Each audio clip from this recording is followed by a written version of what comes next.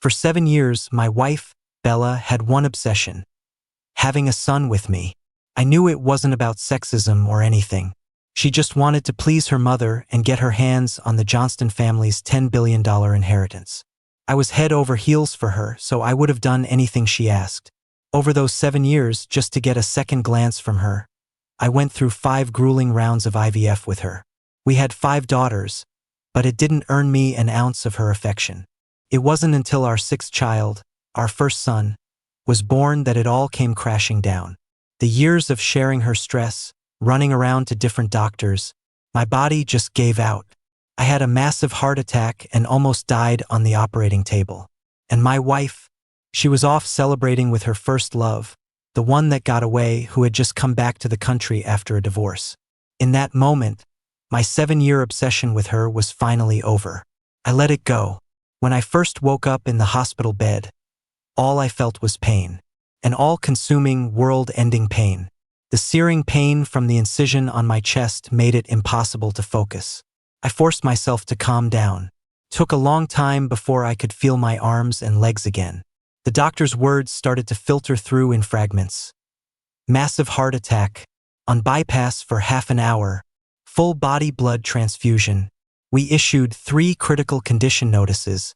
It's a medical miracle he survived at all. I thought blankly, what's the difference between this and actually dying? Why was I in such a pathetic state? The sound of a baby crying from a video on a nurse's phone snapped my scattered thoughts back into focus. Oh right, the baby. For Bella's sake, this was our 6th child. I just never thought it would be this dangerous. But it was okay. I vaguely remembered this one was a boy. When we got married, it was after I'd chased her for ages, wearing her down until she agreed. It was all very rushed. We just signed the papers. No wedding. After we confirmed the 6th pregnancy was successful, she had promised me sweetly, if this baby was a boy, she'd give me the big wedding we never had. I had finally made Bella's wish come true. So now it was her turn to make my wish come true. Smiling with anticipation, I turned my head. But the only people by my bedside were Bella's assistant, Brandon, and Mr. Smith, who took care of my daily needs. The warmth that had been spreading through my chest suddenly went cold. I forced a smile and asked, "Where's Bella?" Hearing this, Brandon and Mr. Smith just looked at each other. After a long pause, Mr. Smith couldn't hold it in anymore. His voice trembled as he said, "Ms. Johnston, she went to be with Mr. Brooke. I heard he just divorced his wife overseas and isn't doing so well." Hearing that name, a bone-deep fear washed over me again. My heart skipped a beat. In disbelief, I asked, "I've been out for this long, and Bella hasn't been here once?" Brandon cleared his throat, and Mr. Smith nervously wrung his hands and looked down, saying nothing more. I asked for my phone and shakily called Bella. The first time, she didn't answer. I wouldn't give up and called again. It rang for a long time before she finally picked up. Her voice was dripping with impatience.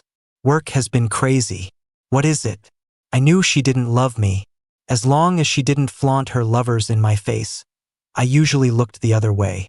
She always used that excuse when she was out on dates with them. I just have to swallow the bitterness, pretend I didn't know, and gently remind her to get some rest. But today I couldn't pretend anymore. My voice shook. "Busy with Brooke, are you?" There was a moment of silence on the other end. Then her voice turned cold. "What's with that tone?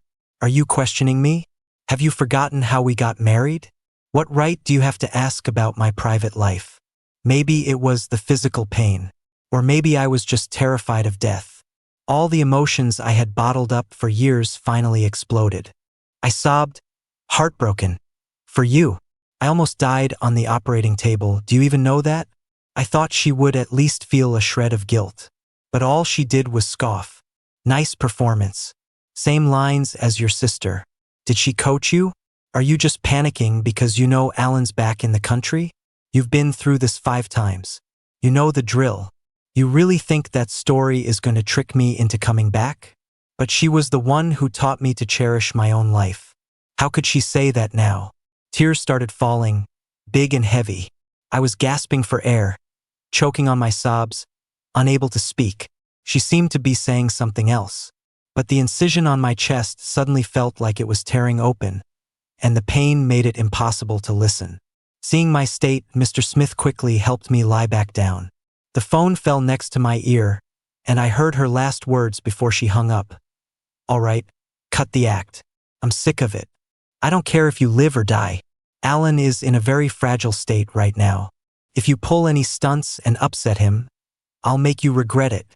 The warmth, the hope that had been flowing through me since I woke up, finally turned to ice. Fragile state? I just came back from death's door. I'm in a fragile state too. But who's here to comfort me? I threw the phone aside and just sat there, numb. I let the tears fall, soaking the blanket.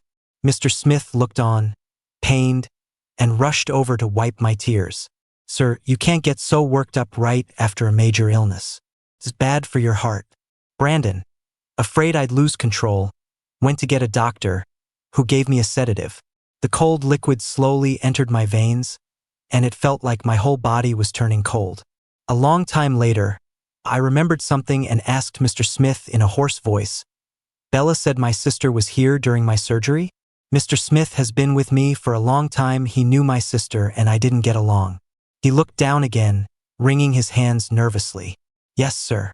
When you had the heart attack, the surgery required a family member's signature, and someone had to pay the bills and handle the paperwork. I'm just an employee. I don't have the authority. At the time, I couldn't reach Ms. Johnston, and the Johnston family elders aren't considered immediate family, so I had no choice but to call Miss Hall." I tilted my head back, staring blankly at the ceiling. My heart ached, but it felt like I'd already cried all my tears. Nothing would come out. In the midst of my sorrow, a bitter, self-mocking thought crossed my mind.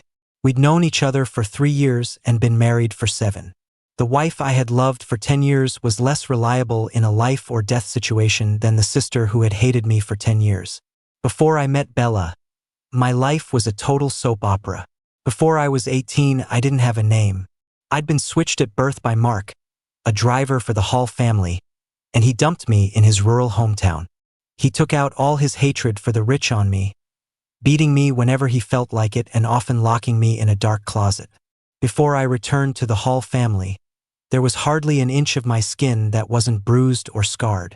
On my 18th birthday, Mark couldn't resist visiting his biological son, Alan, and that's how the secret came out. I remember that day. I had secretly saved money for years just to buy myself a small birthday cake I had always dreamed of. I wasn't allowed to use the table in the house, not even when Mark wasn't there. So I carefully placed the cake on the floor and made a wish with all my heart. I wished I could go to school. I wished I could get away from Mark. But the moment I opened my eyes, a group of men in black suits carelessly stomped on my cake, crushing it. And just like that, I was identified as the true heir and taken back to the wealthy Hall family in the capital. They even gave me a nice name, Leo Hall. I thought fate was finally smiling on me, that all my suffering was over. But as I tried my best to please everyone, I realized I didn't fit in at all. Even when I did nothing wrong, I had to face the sneers of my sister, Fiona, and the faint disgust in my own parents' eyes. Even though Alan Brooke hadn't been sent to the countryside with Mark, in everyone's eyes, I was still the villain who had stolen all the love that was meant for him. It all got worse when I started school with them. With Alan and Fiona's silent approval, I became the target of nearly everyone in the school. Until I met Bella. In a dark alley, she threw punches, chasing off the guys who were tearing at my clothes. Then she took off her own school jacket and tossed it to me.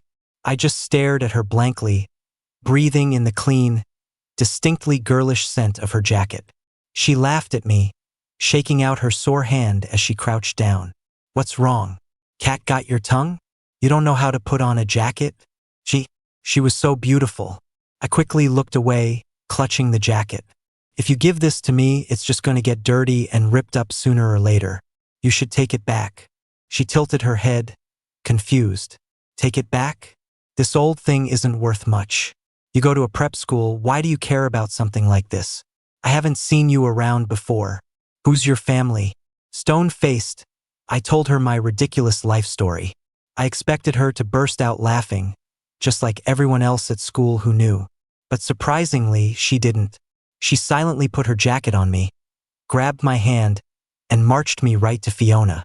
Then, without a word, she punched her right in the face. As Fiona stared back, angry and confused, Bella pulled open my shirt, showing her all the bruises. "Fiona, take a good look at him. Can't you tell who your real brother is?" Fiona was frozen. I could see the shock and disbelief in her eyes, maybe even a hint of guilt. But there was no trace of a sister's love for her brother. After a long silence, she finally turned her head away. "My only brother will always be Alan. If you like this country bumpkin so much, you can have him as your brother." Bella didn't hesitate, grinning back. "Fine by me.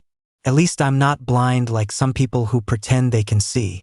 This brother seems to have a lot more of a conscience than the one you're so busy protecting." Back then, I was too slow to catch the hidden meaning in her words. I found out later that her first love was Alan Brooke. She hated Alan for breaking up with her because he wanted to play the field, and she couldn't stand the way Fiona always defended him. So she poured all her kindness onto me, protecting and championing the very person they all despised. I've always cherished my life, but no one had ever protected me like she did.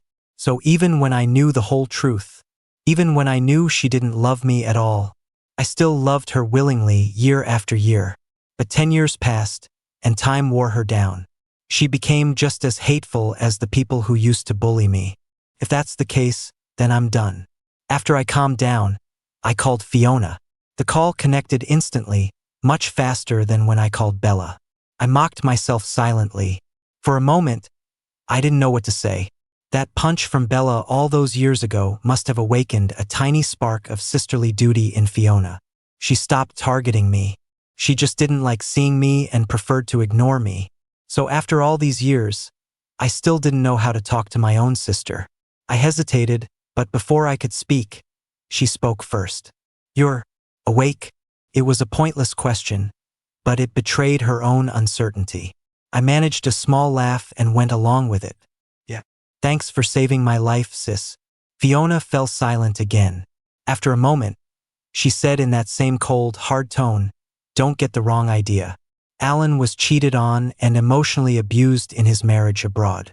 He just got divorced and he's in a bad place. I can't stand Bella, but they were childhood friends. Alan needs her to take his mind off things. I just didn't want anything to happen to you that might bother them." I knew it. Of course she wouldn't care about me otherwise.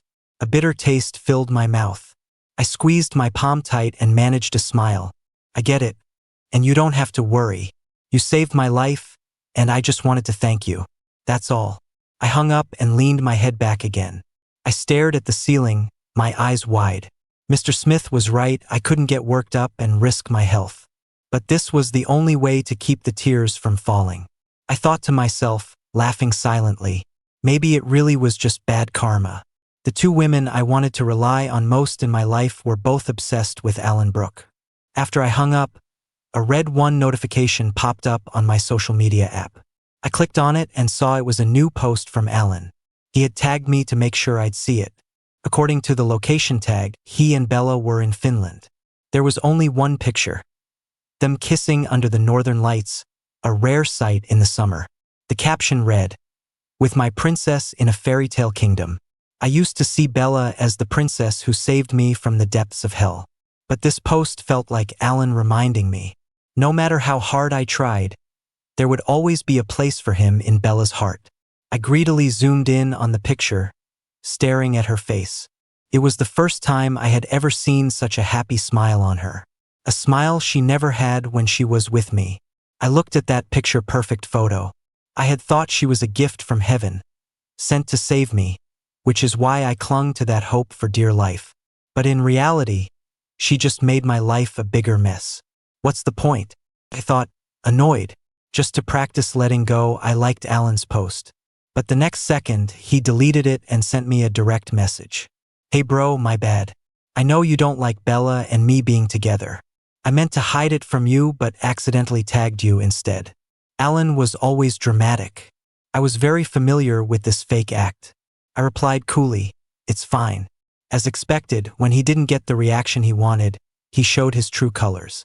He sent a smirking emoji, followed by, "Is it really fine? Don't say I didn't warn you. If you die of a heart attack, Bella will want you even less." Now that I'm back by her side, and you two have a son, who do you think is the useless husband now? My phone kept buzzing with his messages, but I couldn't be bothered to look. In all the years since I returned to the Hall family, I had grown used to his vicious insults. If it hadn't been for his influence back then, Fiona would never have hated me so much. I frowned and typed back indifferently. "Whoever it is, it has nothing to do with me anymore." Then I blocked him. The moment I did, the panic that had haunted me for years seemed to lift. Turns out, letting go was that simple. I took a deep breath and called Bella. The second she answered, I spoke before she could. "I have good news. I'm setting you free. Bella, let's get a divorce." The other end of the line went silent. After a long pause, she finally spoke, her voice low. "Just because I wasn't there one time, how long are you going to keep this up? After trying so many times, we finally did what my grandmother wanted. Are you really okay with throwing it all away? What was there to be sorry about? I'd almost lost my life. Wasting any more time on her was what I truly regret." I gave a silent, bitter smile and said flatly, "Even though you haven't been great to me all these years, I can tell you're a good mother. I trust you to raise the children, and I'm freeing up the position of Mrs. Johnston's husband for Alan Brooke." Bella scoffed, her voice suddenly lighter, but with an edge of irritation. "I knew it. You're still throwing a tantrum because of Alan. He told me everything. He said your arrival pushed him out of the family, causing him to develop depression at a young age. He even said going abroad was your idea. None of that matches what you told me. Leo, he's technically your brother. Do you have to be so malicious?"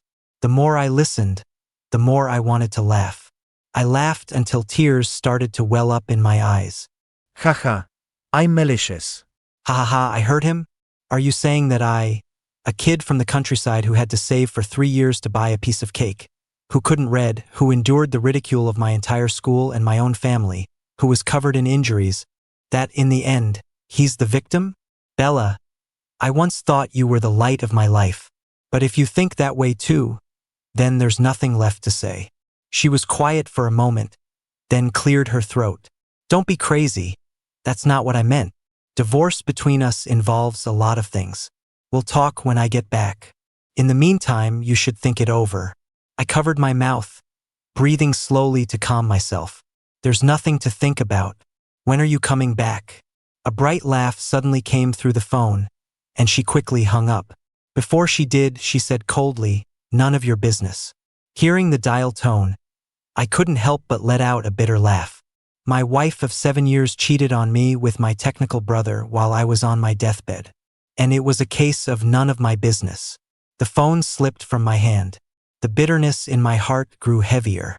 I said I was going to let go, but hearing her doubt our entire past because of a few words from someone else still hurt like hell. God, she wasn't the light of my life, was she? She never was. I waited a whole month, but Bella never came back. During that month, I followed the doctor's orders, and with Mr. Smith's nutritious, home-cooked meals every day, my body finally started to recover. When the sun rose, the world seemed brighter, and my body healed faster. But a month was too long. A whole month. If we had been able to file the papers the day I called her, we'd have the final decree by now. I couldn't wait any longer and was about to call and push her. But then she called me first. As soon as I answered, Bella yelled, "Where have you been? Why aren't you home yet? You dump 5 daughters on the nanny and leave your newborn son at the old family house? Is that your idea of being a responsible father?" I held the phone away from my ear, waiting for her to finish before I said patiently, "I'm in the hospital. I've told you that many times." She paused, her tone a little strange. "It was just a minor heart procedure, wasn't it? What's the big deal? How long are you going to hide out in the hospital?" "It's been a month and a half." I frowned. I had a massive heart attack and almost died on the operating table. "I'm pretty sure I told you that too." She hesitated, then said instinctively, "Is that true? I thought that was just an excuse Fiona made up." I had completely lost my patience and sneered, "If you're not going to believe me, why even ask?" I was about to hang up when her assistant Brandon's voice came through the line. "It's true, Ms. Johnston. The day of the surgery, Mr. Smith couldn't reach you, so he contacted me. By the time I got to the hospital, they had already issued the second critical condition notice. The doctors said he might not make it. Do you know what a heart-lung bypass is? It's when they stop the heart and use an external machine to do its job. They said they stopped his heart. He was basically dead for half an hour." "Shut up," Bella snapped, cutting him off. Brandon, unable to bear it, had already trailed off. I, on the other hand, was listening with great interest. It was terrifying, but surviving a near-death experience really makes you appreciate life. In the grand scheme of things, nothing matters besides life and death. Bella was silent for so long that if I hadn't heard her heavy breathing, I would have thought she'd forgotten to hang up. Finally, she spoke, her voice hoarse. "I'm sorry, I thought, how are you now? Does it still hurt?" I leaned back on a bench downstairs, looking up at the blue sky, and smiled faintly. If you had asked me that a month ago when I first called you, I might have whined a little and said, "I'm used to it, it doesn't hurt." But now I don't feel anything anymore. Not in my body, not in my heart. I don't know if she heard me. All she said was, "So is this why you want to divorce me?" I just said MHM and didn't say anything else. Bella took a deep breath and said slowly, "Okay, this was my fault. I agree to the divorce. Don't worry, I'll give you a fair settlement. But the kids," I cut her off flatly. "I told you you can have them all. I only went through all this with you time and time again to make your wish come true. I don't want to see your kids in my life anymore. It's annoying." She was stunned, then almost laughed in anger. "What? They have your blood in them too. Aren't they your kids? As a father, how can you say something so heartless?" I sneered. "You know damn well whether I've been a father in the Johnston family all these years, or just an accessory to a baby-making machine. If you even saw me as a human being, you wouldn't have put me through this over and over again. As for the divorce, I don't want to drag this out. I've already had the papers drawn up. Don't worry, I'm not stupid. I'll get every penny I'm entitled to. They're right here at the hospital. Cut the crap and come sign them." Bella laughed, a laugh of pure anger. "Fine, you just wait." For some reason, Bella stalled again. I waited from sunrise to sunset, but she never showed up. Instead, the first person to arrive was Alan Brooke. Maybe in everyone else's eyes, he was an innocent, naive boy. But with me, he never bothered with the act. He brought a few bodyguards in black, kicked open the door to my room, and threw out all the staff and nurses. With no outsiders to report back, Alan's face completely changed. Just like 10 years ago, he lunged at me, slamming me against the wall and wrapping his hand around my throat. "You bastard! How are you so lucky? Even a heart attack couldn't kill you. So you've learned to play the long game, huh? You really want a divorce? All that talk is just to use the kids and the divorce to make Bella feel guilty, isn't it? Today is my birthday, you know that? But she took one call from you and went to see my sister. And now neither of them is here. 10 years ago, you showed up and took everything from me, and now you're doing it again. But it's my birthday. What gives you the right to ruin my birthday?" His face was contorted with rage as he used all his strength to pin me down, looking genuinely unhinged. As the pain and suffocation set in, my survival instincts kicked in, and my mind became surprisingly clear. To deal with a psycho, you have to fight like a psycho. I looked him straight in the eye and gently grabbed his wrist. I tried to sound as calm as possible. "Go on, then. If you're so mad, just kill me. Even if your bodyguards kicked everyone out, they know you were here. If I die right now, you'll be the prime suspect. And all that love and protection they feel for you will turn into guilt over me. Forever. They will hate you for the rest of their lives." Alan's eyes flickered, and his grip loosened instantly. I was about to push him away when the door was kicked open again. It was Bella. She froze, then yanked Alan off me, screaming, "What are you doing?" I could finally breathe again. I coughed violently, the taste of blood filling my throat. When I looked up, Alan's expression had completely changed. With tears glistening in his eyes, he smiled tragically. Bella, it's my birthday today. Did you forget? I didn't want to hurt him. It's just, you promised you'd spend the day with me, but then you disappeared after one phone call. I was just so scared. So scared. He muttered a few more things, his eyes vacant, then suddenly grabbed his head. Ah, don't hit me. Help. Bella. My head hurts so much. Bella's face was grim. She had started to walk toward me, but at his words, she stopped. Her expression softened, and she sighed. It's okay, Alan. Calm down. I'm here. Don't think about those things. You know you can't get too emotional. I watched the whole scene, a cold smile on my face. Alan's acting was incredible. It was a shame he wasn't in Hollywood. He was the one who had almost killed me, and now he was the one crying and winning her sympathy. Wiping his tears, Alan suddenly broke free from Bella and sobbed. It's my fault. I'm the one who stole 18 years of his life. I'm the one who messed up his marriage. I'll give it all back to him. He shook off Bella's hand and ran out of the room with red, swollen eyes. Bella instinctively took a few steps after him, then stopped, as if remembering something. She rubbed her temples wearily and said to me, "Don't mind him. Alan was really traumatized by his last marriage. He was doing a little better after our trip, but today, he's probably just in a bad mood." I pulled down my collar, revealing my raw, bleeding neck. Forcing the words through my sore throat, I demanded, "Look at me. Being in a bad mood gives him the right to kill me? This is my life, not some toy for you people to play with." Bella looked at my injuries with a complicated expression. Finally, she closed her eyes again, exhausted. "So what do you want? He already apologized to you. An apology was supposed to make up for almost dying? His apologies must be worth a fortune." I wanted to argue with her more, but looking at her face, I lost the will. As soon as we were separated, all of this would be over. I pulled out a stack of papers and said flatly, "Sign the divorce agreement. Meet me at the courthouse tomorrow morning to finalize it." She held the papers, laughing in exasperation. "You're really something else. When you wanted to get married, that was all you could talk about. Now that you want a divorce, it's all you can talk about. Fine, I'll sign. Just don't come crawling back to me." She picked up a pen about to sign. Suddenly, a nurse's scream came from the hallway. "Mr. Brooke, please calm down. This is the 7th floor. Whatever's wrong, we can talk about it. Don't jump." Bella's face changed. She dropped the pen and paper and rushed out. Just before she did, another figure flashed past her. It was Fiona. I watched her go, a bitter smile on my lips.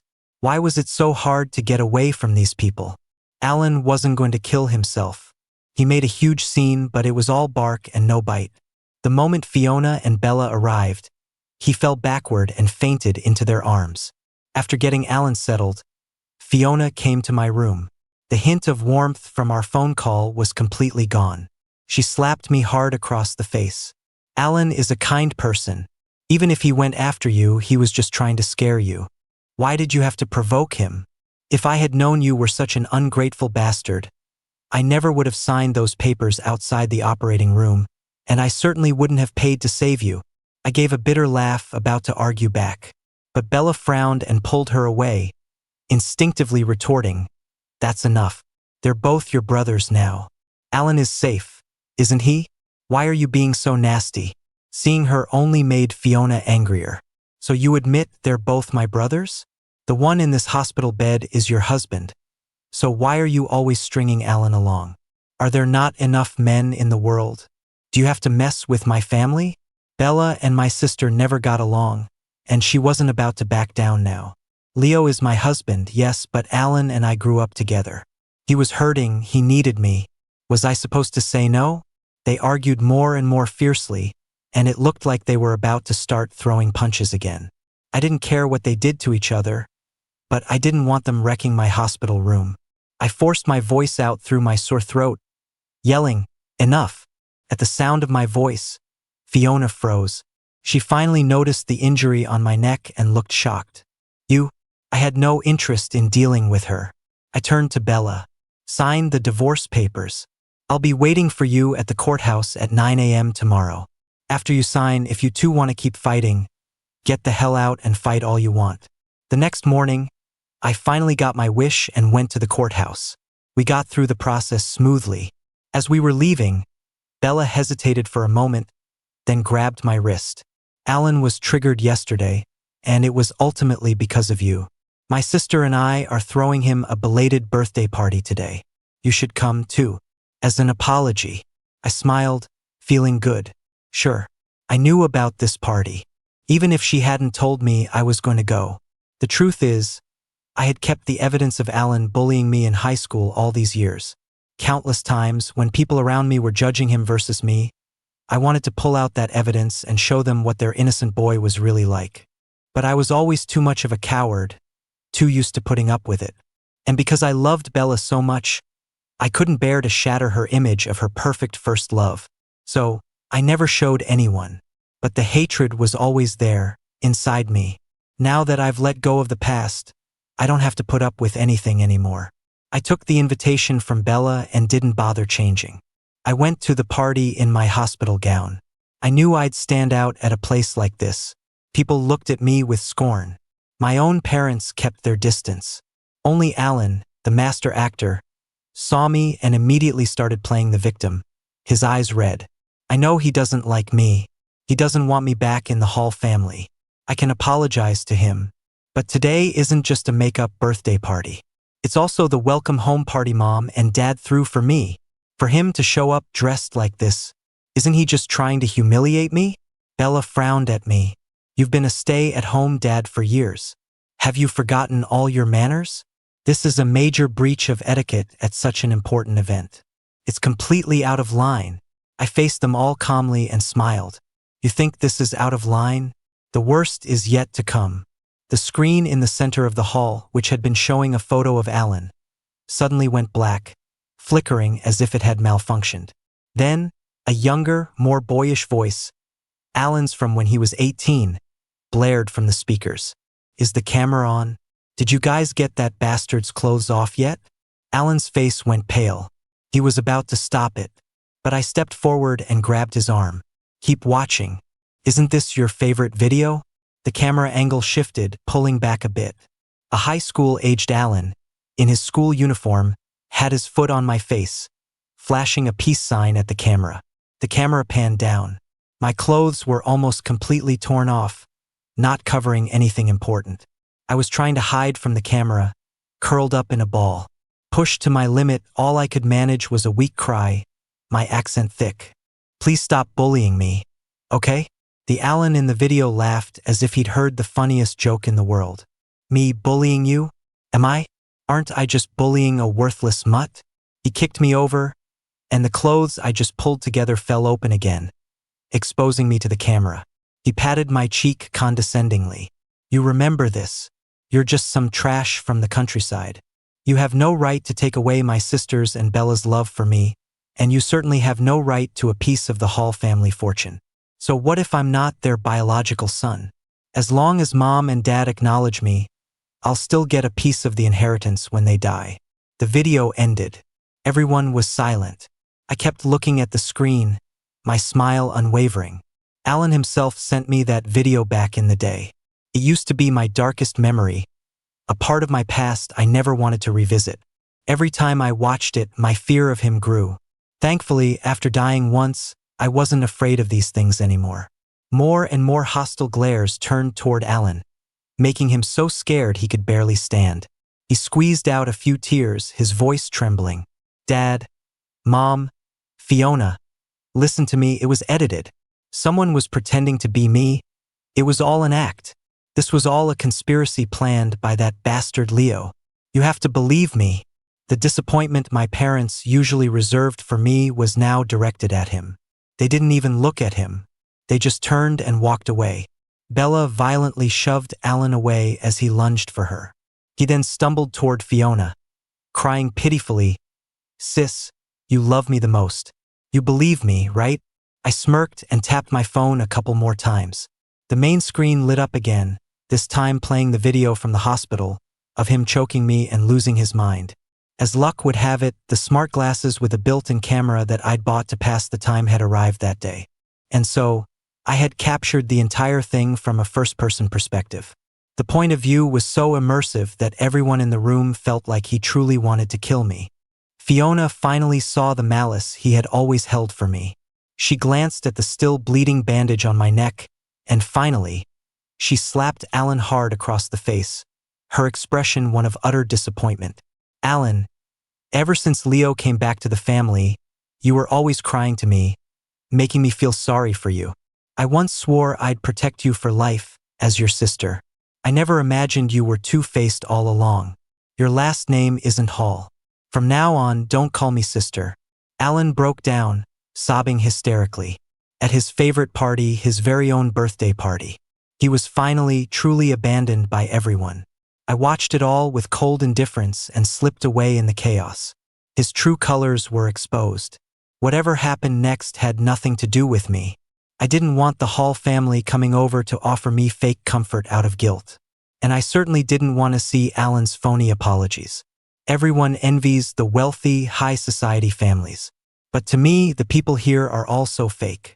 I went back to the hospital to continue my recovery. My body was almost fully healed, and I was about to be discharged. But that chokehold from Alan had done some serious damage to my throat.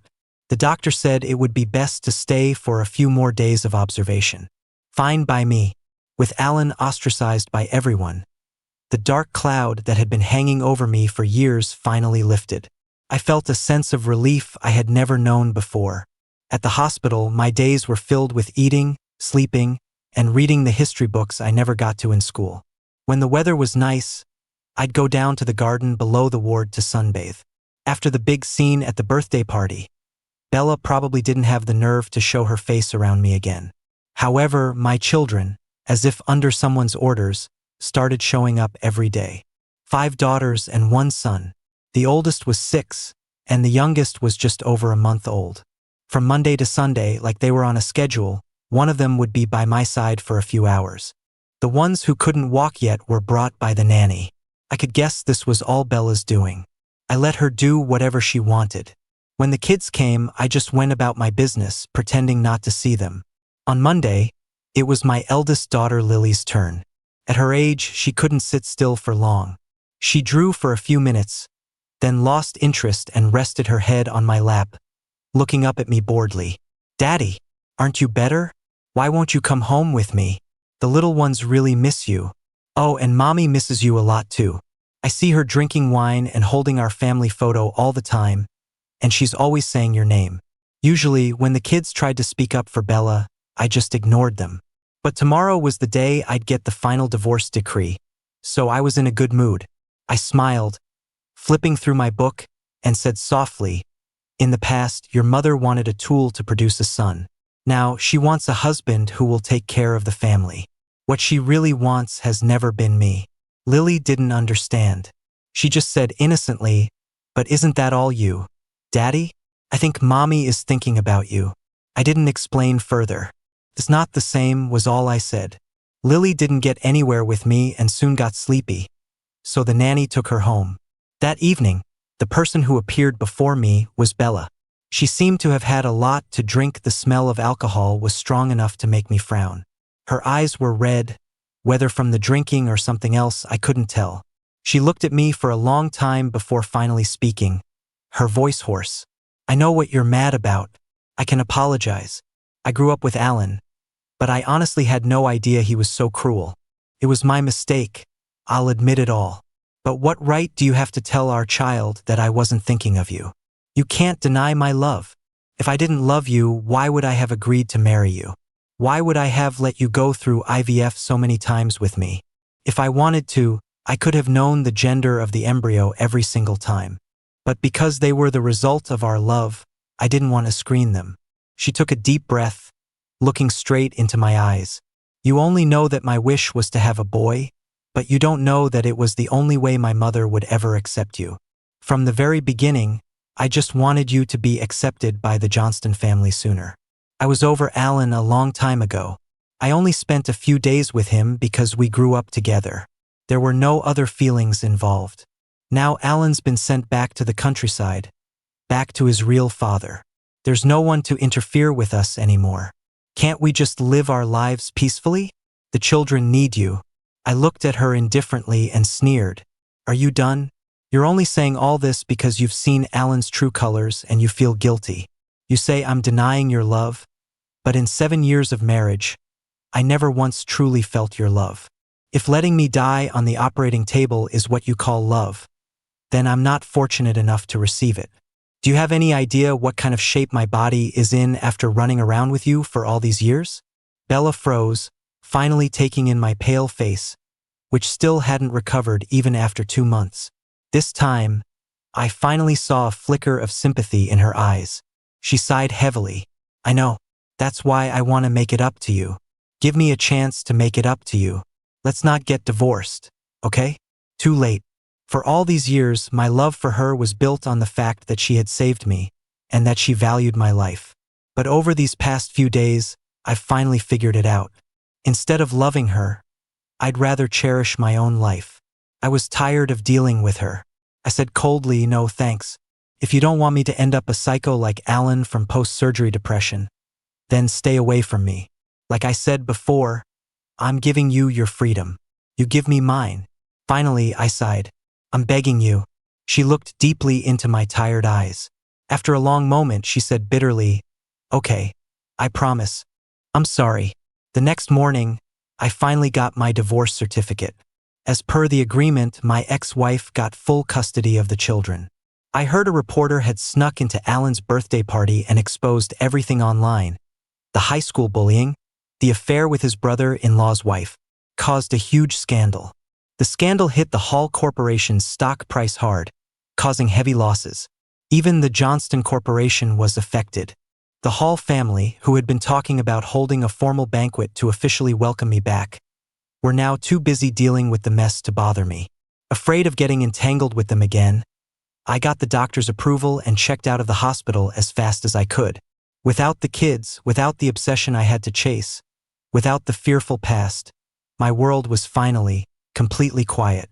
And it was only after finding true peace that I realized I had barely lived for myself in the first half of my life. As a child, I was trapped in the countryside. As an adult, I was trapped in the Johnston family. Right now, what I want most is to feel free. I picked up my camera and set off on a journey. I'm going to document every beautiful moment of my life. From now on, my lens will only capture beautiful scenery. And me. I'm going to be the one and only star of my life.